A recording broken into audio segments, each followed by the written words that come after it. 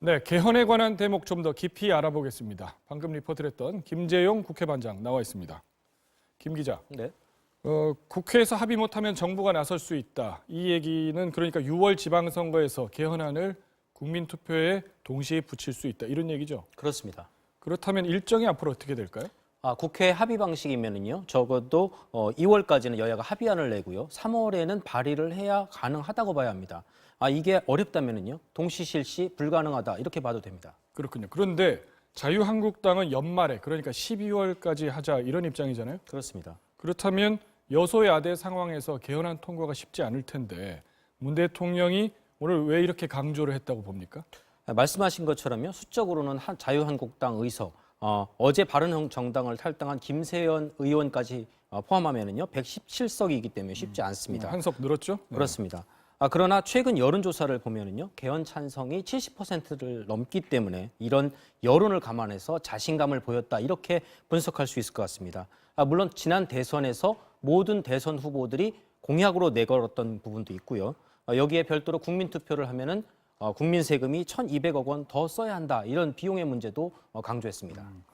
그렇다면 오늘 대통령 발언에서 보면요, 여야가 개헌을 합의를 할 때 최소 분모를 찾아낼 수 있다 이런 네네. 언급이 눈에 띄던데 네. 무슨 뜻입니까? 네, 모든 것을 다 합의해서 개헌을 추진하기가 어려우니까 일단 합의할 수 있는 부분부터 먼저 해보자. 그러니까 기본권 강화나 지방 분권 같은 부분은 여야 간에 큰 이견이 있는 것은 아니거든요. 그러니까 그렇죠. 이런 부분부터 먼저 해보는 게 어떤가 이런 제안입니다. 그리고 권력 구조, 이게 이제 문제의 핵심일 텐데 이 부분은 그 이후에 할 수도 있다 이런 제안을 한 것입니다. 권력구조 개편 같은 거는 단계적으로 추진할 수 있다 이런 얘기군요. 그렇습니다. 그리고 문 대통령이 그 권력구조 개편 관련해서는 개인 소신을 주장할 생각은 없다라고 했지만 개인 소신이 무엇인지는 오늘 나타났었죠. 그러면서도 언급을 한 거죠. 이미 잘 알려진 내용이긴 하지만 문 대통령 개인적으로는 4년 중임제를 선호하는 편이죠. 대통령 4년 중임제죠. 그렇습니다. 자유한국당은 권력을 대통령과 의회가 나눠 갖는, 그러니까 이원 집정부제를 선호하고 있기 때문에 이 부분이 접점을 찾기가 쉽지 않은 상황입니다. 그래서 합의가 가능한 아까 말씀드린 지본권 같은 부분은 먼저 하자.